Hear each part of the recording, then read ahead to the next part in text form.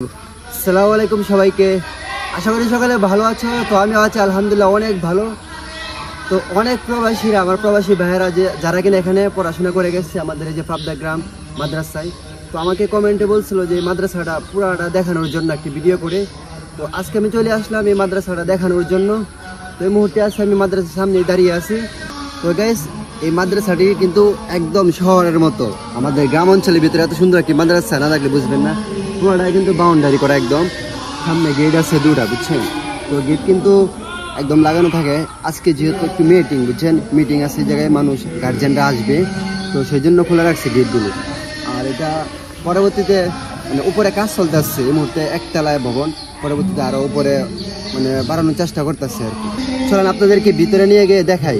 আর যারা আমার প্রবাসী বন্ধুরা আছে, মিস করতেছো, পড়াশোনা করে গেছো, তাদেরকেও ঘুরে দেখাবো আজকে। তো চলো আমার সাথে।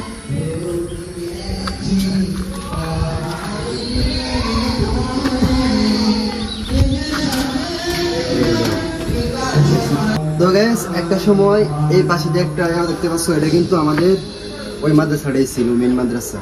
তো ওই পাশে ছিল ফুরকানিয়া মাদ্রাসা। এই মুহূর্তে কিন্তু এটা ফুরকানিয়া মাদ্রাসা হয়ে গেছে, আর এটা কিন্তু আমাদের মার্কাজুল কোরআন হাফিজিয়া মাদ্রাসা হয়েছে, বুঝছো। তো এই মুহূর্তে অনেকটাই উন্নত হয়েছে আমাদের এলাকায় মাদ্রাসাটি। তো চলো ভিতরে গিয়ে তোমাদেরকে দেখাবো, চলো।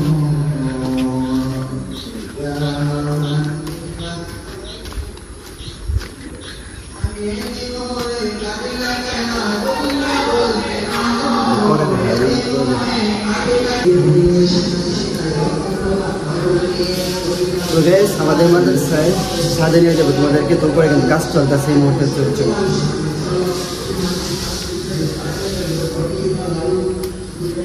পরেই দেখাবো ভিতরে দৃশ্য। তো আগে আশেপাশে সাইডে উপরে সবকিছু দেখাই তোমাদেরকে।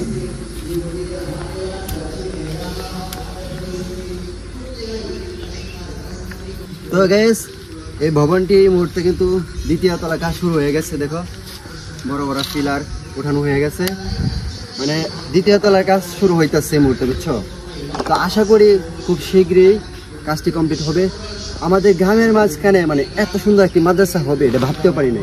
আশেপাশে দেখো কোনো ঘর বাড়ি নেই, সব কিন্তু খালি বন, বুঝছো, খালি বন, গাছপালা। আর এই গাছপালার মাঝখানে এত সুন্দর একটি মাদ্রাসা, মানে এত গ্রাম অঞ্চলের ভিতরে এত সুন্দর একটি মাদ্রাসা আপনারা না দেখলে বুঝতে পারবেন না সরাসরি। তো মাদ্রাসাটির পুরাটাই কিন্তু সেফটি আছে, বাউন্ডারি করা আছে, সব কিছু আছে। গাইস, উপরে তো সব কিছু দেখালাম, চলো এবার ভিতরে গিয়ে দেখি আমাদের ছাত্রদের অবস্থা কি। তো চলো।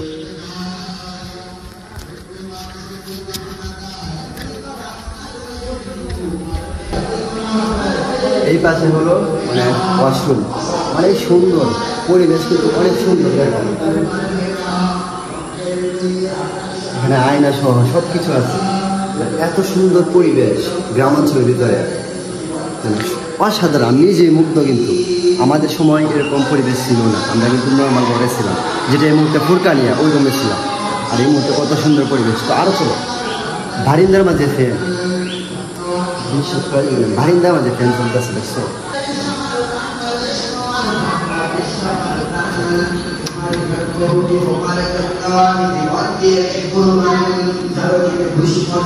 এটা হলো নুরানি রুম, বুঝছো, এখানে ছোট বাচ্চারা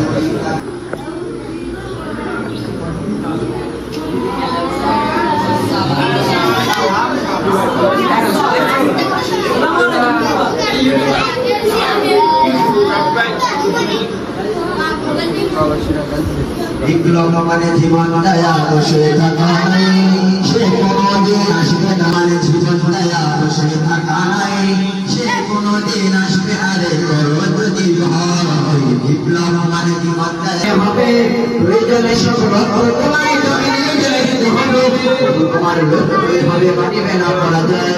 বিপ্লব মানে জীবন দয়া বসে থাকা নাই, সে কোনদিন আসবে না আরে করো যদি ভয়। বিপ্লব মানে জীবন দয়া বসে থাকা নাই, সে কোনদিন আসবে না রে করো যদি ভয়।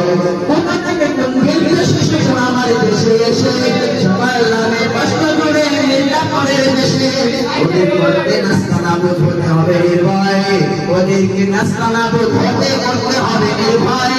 বিপ্লব মানে জীবন দেয়া বসে থাকা নাই সে কোনদিন আসবে না রে সর্বদিন ভাই শাসনের নামে কেউ মুক্তিনে হতে চলে না রে ইমানের উপর আঘাত করা হয়েছে পারে পারে প্রতারক লই